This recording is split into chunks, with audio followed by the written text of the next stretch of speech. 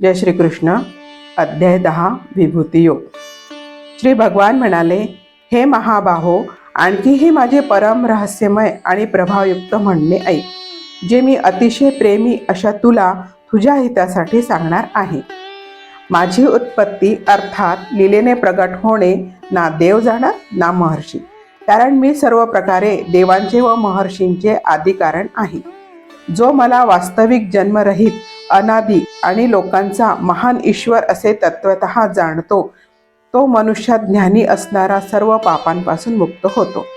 निर्णय शक्ती, यथार्थ ज्ञान, असंमूढता, क्षमा, सत्य, इंद्रिय निग्रह, मनोनिग्रह, सुखदुःख, उत्पत्ती प्रलय, भय अभय, अहिंसा, समता, संतोष, तप, दान, कीर्ती, अपकीर्ती असे हे प्राण्यांचे अनेक प्रकारचे भाव माझ्यापासूनच होतात.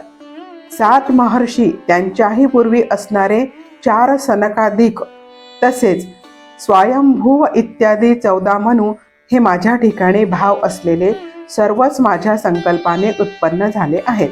या जगातील सर्व प्रजा त्यांचीच आहे. जो पुरुष माझ्या या परमैश्वर्यरूप विभूतीला आणि योगशक्तीला तत्वतः जाणतो, तो स्थिर भक्तियोगाने युक्त होतो. यात मुळीच शंका नाही. मी वासुदेवच सर्व जगाच्या उत्पत्तीचे कारण आहे आणि माझ्यामुळेच सर्व जग क्रियाशील होत आहे, असे जाणून श्रद्धा व भक्तीने युक्त असलेले बुद्धिमान भक्त मज परमेश्वरालाच नेहमी भजतात. निरंतर माझ्यात मन लावणारे आणि माझ्यातच प्राणांना अर्पण करणारे माझे भक्तजन माझ्या भक्तीच्या चर्चेने परस्परात माझ्या प्रभावाचा बोध करीत, तसेच गुण व प्रभावासह माझे कीर्तन करीत निरंतर संतुष्ट होतात आणि मज वासुदेवातच नेहमी रममाण होत असतात. त्या नेहमी माझे ध्यान वगैरेंमध्ये मग्न झालेल्या आणि प्रेमाने भजणाऱ्या भक्तांना मी तो तत्वज्ञानरूप योग देतो, ज्यामुळे ते मलाच प्राप्त होतात. हे अर्जुना, त्यांच्यावर कृपा करण्यासाठी त्यांच्या अंतःकरणात असलेला मी स्वतःच त्यांच्या अज्ञानाने उत्पन्न झालेला अंधकार प्रकाशमय तत्वज्ञानरूप दिव्याने नाहीसा करतो. अर्जुन म्हणाला, आपण परम ब्रह्म, परमधाम आणि परम पवित्र आहात, कारण आपल्याला सर्व ऋषीगण सनातन दिव्य पुरुष तसेच देवांचाही आदिदेव, अजन्मा आणि सर्वव्यापी म्हणतात. देवर्षी नारद, असित, देवल व महर्षी व्यासही तसेच सांगतात आणि आपणही मला तसेच सांगता. हे केशवा, जे काही मला आपण सांगत आहात ते सर्व मी सत्य मानतो. हे भगवन, आपल्या लीलामय स्वरूपाला ना दानव जाणत ना देव. हे भूतांना उत्पन्न करणारे, हे भूतांचे ईश्वर, हे देवांचे देव, हे जगाचे स्वामी, हे पुरुषोत्तमा, तुम्ही स्वतःच आपण आपल्याला जाणत आहात. म्हणून ज्या विभूतींच्या योगाने आपण ह्या सर्व लोकांना व्यापून राहिला आहात, त्या आपल्या दिव्य विभूती पूर्णपणे सांगायला आपणच समर्थ आहात. हे योगेश्वर, मी कशा प्रकारे निरंतर चिंतन करीत आपल्याला जाणावे, आणि हे भगवान, आपण कोणकोणत्या भावात माझ्याकडून चिंतन करण्यास योग्य आहात. हे जनार्दना, आपली योगशक्ती आणि विभूती पुन्हाही विस्ताराने सांगा, कारण आपली अमृतमय वचने ऐकत असता माझी तृप्ती होत नाही. अर्थात ऐकण्याची उत्कंठा अधिकच वाढत राहते.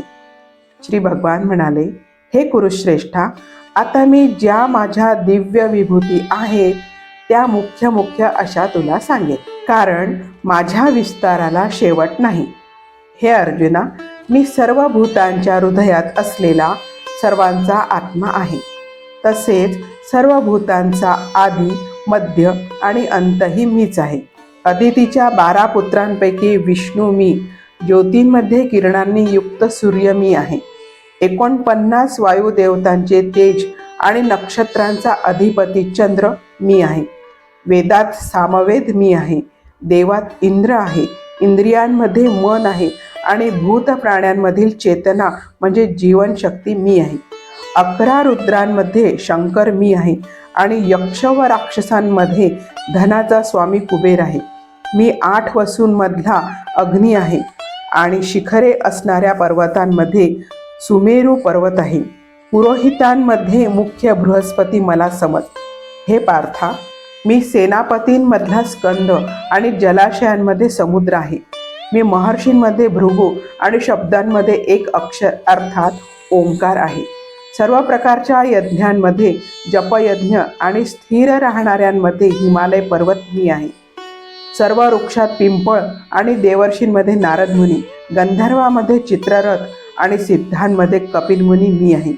घोड्यांमध्ये अमृताबरोबर उत्पन्न झालेला उच्चैश्रवा नावाचा घोडा, श्रेष्ठ हत्तींमध्ये ऐरावत नावाचा हत्ती आणि मनुष्यांमध्ये राजा मला समज.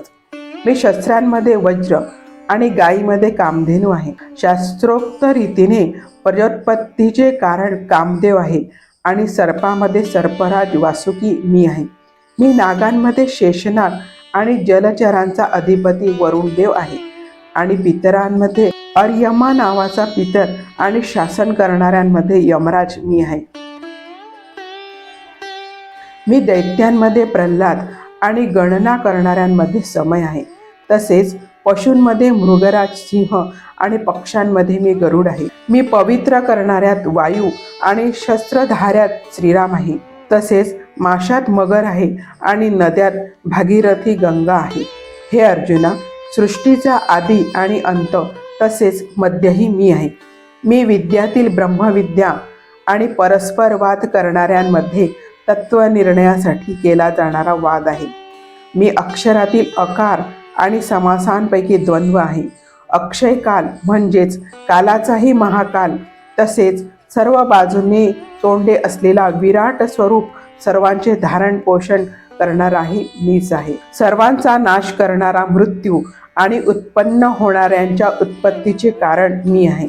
तसेच स्त्रियांमध्ये कीर्ती, लक्ष्मी, वाणी, स्मृती, मेधा, धृती आणि क्षमा मी आहे. तसेच गायन करण्याजोग्या वेदांमध्ये मी बृहत्साम आणि छंदामध्ये गायत्री छंद आहे. त्याचप्रमाणे महिन्यातील मार्गशीर्ष आणि ऋतूतील वसंत मी आहे. मी कपट करणाऱ्यातील जुगार आणि प्रभावशाली पुरुषांचा प्रभाव आहे. मी जिंकणाऱ्यांचा विजय आहे.